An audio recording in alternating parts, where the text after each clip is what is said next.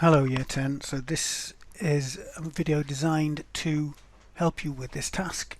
Lesson 5, Task 9. What I've asked you to analyse this section looking at how Dickens presents Scrooge. Make sure that you include quotations and try to focus on the methods used by the writer and the effect on the reader. So what I would do if I were you is pause this video now, go through the extract, find the things you might say, make a few notes, do a bit of annotation if you can, look at the literary techniques used, look at the word choices, look at perhaps the sentence structures if you want to, and you might want to then also think about the context and how in a question that's like this you might want to, or you might be able to include the context and how it relates to this text. First of all, the question how. First, it's two parts really. It's how is he presented, as in what type of character is he? What's he look like? What kind of person is he? What kind of character is he? And then the other part of the how is then how does Dickens use language to introduce the character? What sort of methods does Dickens use? And you've done these sorts of things before, so it's very much like a sort of PEE paragraph or a PETAR paragraph where you make your points, you present your evidence, you use quotation, and you try to home in and focus on particular methods. And that could be single words, it could be similes, metaphors, personification, pathetic fallacy, whatever you can find. So I'm just going to give you some tips or little things to think about if you're struggling. But as I say, you might have looked at it already and you've done all these things. So anyway, let's have a look at it. So the first thing to think about is this exclamation that it begins with. Oh, but he was a tight-fisted hand at the grindstone. And this is the narrator so overwhelmed by how outrageously horrible and unpleasant Scrooge is that he draws attention to with this kind of just outpouring of appalled emotion, I suppose, or he's outraged at how awful Scrooge is. And then moving on, but he was a tight-fisted hand at the grindstone. So tight-fisted obviously means mean, and if you think of somebody grasping hold, their fist tightly closed, and imagine holding onto their money. The grindstone. Now a grindstone, I think I've got a picture here somewhere or something, was one of these. You can see here you've got one chap making it go round with this handle, so spinning this thing round, and that's a big piece of stone, and the chap sitting here has got a blade or a knife or something and sharpening it. Now back in those days, as a whatever work you were, knives were important, so they had to keep them sharp, and this thing is the grindstone. And you may have heard the phrase to keep your nose to the grindstone, as in and that's a reference, I think, to the way in which these blade sharpeners would sort of bend over it, and so their nose would get closer and closer to the stone. Anyway, so just to show you understand what that means. So therefore, to keep your nose to the grindstone has become a metaphor to mean to keep working hard. And so he was obsessed with just working and working and working, and keeping him and his employees working all the time, with their noses to the grindstone, sort of metaphorically. And then you've got another exclamation here, Scrooge, just like this one. Oh, to suggest the sort of the emotion and just how appalled the narrator is by how dreadful he is. So this exclamation. And then we get a list of adjectives here. So the listing is a technique, isn't it? And it's adjectives in this case. A squeezing, wrenching, grasping, scraping, clutching, covetous old sinner. Now I'm going to let you look up the word covetous. That'll be good for you, so you look that up and then you'll be able to find out what that means. And then you look at these adjectives, the type of them. Squeezing, very much like tight-fisted, as if he's holding on physically to something, squeezing the very life out of every penny, or perhaps squeezing as much work out of every employee that he has. Wrenching, A wrench is a tool which looks a bit like this. So you've seen one of these things, that's a wrench. Also, obviously, you know, to wrench something would be to pull or twist suddenly at something or violently. It's a sudden violent twist or pull at something, to wrench something. And so if you wrenched something out of somebody's hand, you would like violently pull it away. So it's almost as if there's a kind of underlying unpleasant sort of violence in the language to suggest just how horrible he is. And so squeezing and wrenching, very similar. They've got this sense of violence and of force. The same with grasping.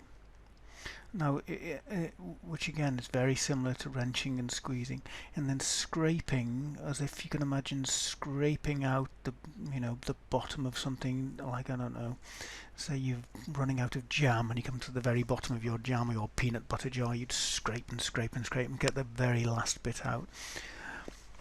Once again, to clutch something, very like to grasp or to wrench. So all these words seem to be linked in this way to that idea of a tight-fisted hand, somebody so desperate to keep hold of everything they have and to get more in terms of money that they will do anything and be very, very forceful in the way that they do it, and so that we get this very forceful language. We're then told he is hard and sharp as flint, from which no steel had ever struck out generous fire. Now you just need to understand what that means. So if you look, so it says that he was as hard as sharp as flint, from which no steel had ever struck out generous fire. So flint is a type of rock, and it's very hard and sharp and cold. But if you, as it says here, hit or scrape flint hard enough, it creates sparks and fire. So this is one way in which years ago they used to start fires before matches and things. And so from something cold and inert and dead like flint, you can create something that creates warmth and comfort and cooks food and heats a home. But when we look at the way it's used in the text, he is as hard and sharp as flint, so he's hard and cold and dead in that way. But you couldn't use a steel, sort of piece of steel, that is, to make a spark from which no steel had ever struck a generous fire. So even though that he has sort of the potential in a way to be better, to be warm, to create sort of warmth and stuff, it has never happened. He's never used that potential. No steel had ever struck a generous fire. So the thing to remember about Scrooge is at the start that he's thoroughly unpleasant, but there is a part of him still alive that has some generosity and has some warmth. And this is the same in this. He is secret and self-contained and as solitary as an oyster. Now again, that image has this, that simile has a similar effect. So if you look, why does he use this? Why as an oyster? What's the simile there? What's the point of it? Well, oysters are ugly and they look a bit like a rock, as you can see there, and they live alone in the sea, and they're inside this hard shell which you can't get at. They're very difficult to open, and you need a special knife as a chef if you're going to do it. It takes a lot of effort to get it open. So he's very closed off and solitary and alone, and nobody can get to him. Nobody can get inside the way he's thinking, impenetrable almost. But once you get an oyster open, sometimes you can get something nice to eat, but also you might find a pearl, and that's just a piece of grit that the oyster then covers over and over and over until you get this. After a lot of time, you get this covering which forms into a pearl, which is, as you know, a precious stone. So again, what it's suggesting is that, yeah, he is hard and horrible and nasty and ugly, but inside him somewhere is something precious. So there is some potential, there's some hope for him in some way, even though you can't see it, this time. And then we look at the cold. The cold within him froze his old features. So the cold, metaphorically, he's a cold person in that sense, but the cold comes from within him, not from the outside. And that has changed the way he looks. It has nipped his pointed nose and shriveled his cheek and stiffened his gait. You can look up that as well, gait, and that'll help make sure you understand that. It made his eyes red. Now, red are often you perhaps associate with evil or anger. His thin lips were blue, so nothing about him is generous. Everything is thin and cold and shriveled and dead, like the inert rock that's dead as well, the flint and the hard shell of the oyster as well. And spoke out shrewdly in his grating voice. So his cold heart has actually changed the way he looks, as you can see in the Disney version of him here. That's the way that they've taken it. A frosty rime, which is frost, was on his head. Now referring to his grey hair here, I think, and his eyebrows and his wiry chin. He carried his own low temperature always about with him. He iced his office in the dog days. So in the hot days, that means the dog days, the hot days of summer, he made his office cold, but then he didn't thaw it out 1 degree at Christmas. So suggesting whatever the weather was like, whatever the season was, he was always the same. He was always the same temperature, and that temperature was always low. So this idea of using the cold as a metaphor for his personality is very important, and so the idea of heat and cold runs all the way through this to give the idea of warmth of character and coldness of character. And this carries on here. External heat and cold had little influence on Scrooge, so nothing changed him. He's always the same. No warmth could warm, no wintry weather chill him. No wind that blew was bitterer than he. No falling snow was more intent upon its purpose. No pelting rain less open to entreaty. If you entreat someone, you ask them for something. So an entreaty is a request. So when you go to him for something, you want something from him. You might as well try and ask the pelting rain to stop. You can't possibly change his mind, just as you can't talk to the rain and make it stop. Foul weather didn't know where to have him. The heaviest rain and snow and hail and sleet could boast of the advantage over him in only one respect. They often came down handsomely, and Scrooge never did. The implication being that although the worst weather like rain and snow and hail and sleet were awful and just as awful as him, they were better in a way, because sometimes in the winter weather it can be quite beautiful. So if you imagine a snowy scene or something, there's some beauty in the awful weather sometimes. But Scrooge had none of that beauty, none of those good qualities that we might say comes from a lovely wintry scene, or the beauty of a storm, and the beauty of nature. Something else you might have noticed here is the repetition of the negativity.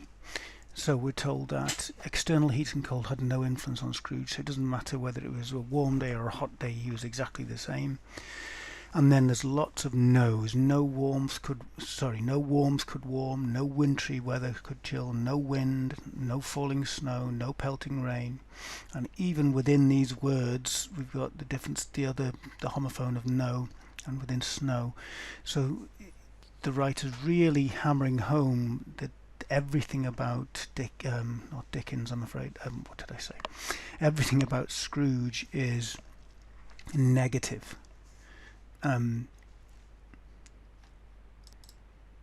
Also, Dickens uses personification here. He personifies the weather to make it as if it's human, to personifies, to make it as if it's a person, or it has its own agency, it has a purpose.